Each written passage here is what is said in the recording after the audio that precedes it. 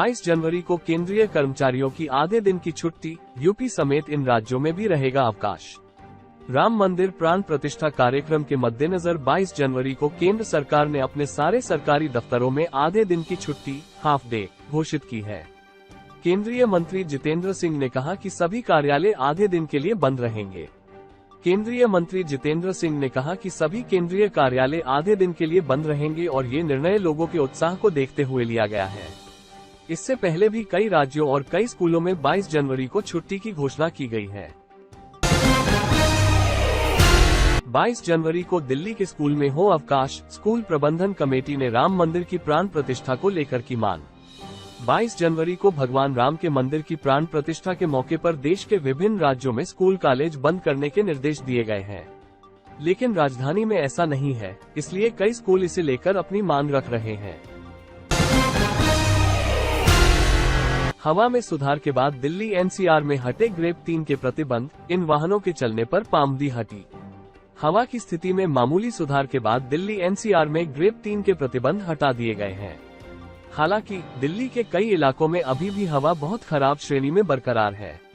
बुधवार को दिल्ली का AQI 368 रहा। पारदर्शी व्यवस्था, ईमानदार प्रयासों और लोगों की भागीदारी से गरीबी में आई गिरावट, नीति आयोग की रिपोर्ट पर पीएम मोदी। प्रधानमंत्री नरेंद्र मोदी ने गुरुवार को कहा कि सरकार द्वारा लागू की गई पारदर्शी व्यवस्था, उसके ईमानदार प्रयासों और लोगों की भागीदारी की वजह से पिछले 9 सालों में लगभग 25 करोड़ लोगों को गरीबी से बाहर निकाला गया है। मंत्री स्मृति ईरानी ने ब्रिक्स इन एक्सपेंशन को किया संबोधित, कहा वैश्विक दक्षिण और उत्तर के बीच भारत है सेतु। केंद्रीय मंत्री स्मृति ईरानी ने गुरुवार को कहा कि भारत खुद को वैश्विक दक्षिण और वैश्विक उत्तर के बीच एक पुल के रूप में देखता है। उन्होंने ये भी कहा कि भारत एक ऐसा भागीदार है जिस पर विस्तारित ब्रिक्स के सभी सदस्य भरोसा कर सकते हैं। यमन के पास एक बार फिर ड्रोन से जहाज को बनाया गया निशाना, भारतीय नौसेना ने दिया मुंहतोड़ जवाब। अरब सागर में यमन के पास एक बार फिर से एक जहाज को निशाना बनाया गया है। इस बार जहाज पर ड्रोन से अटैक हुआ है। इसके बाद जहाज में आग भी लग गई, हालांकि बाद में इस पर काबू पा लिया गया। रामनगरी के 3 संकट मोचक किसी भी घात पर प्रतिघात के लिए मुस्तैद। अयोध्या में रामलला की प्राण प्रतिष्ठा की तैयारी जोरों शोरों से चल रही है।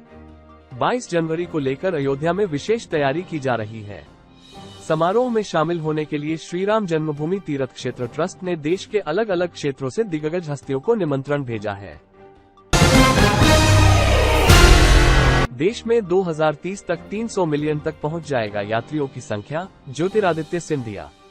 देश में हवाई सफर में यात्रियों की संख्या में बढ़ोतरी देखने को मिली है। इस बढ़ोतरी को लेकर केंद्रीय नागरिक उड्डयन मंत्री ज्योतिरादित्य सिंधिया ने कहा था कि भारत में घरेलू यात्रियों की संख्या 2030 तक 300 मिलियन सालाना होने की उम्मीद है। घरेलू यात्रियों की संख्या पिछले वर्ष यानी 2023 में 153 मिलियन थी।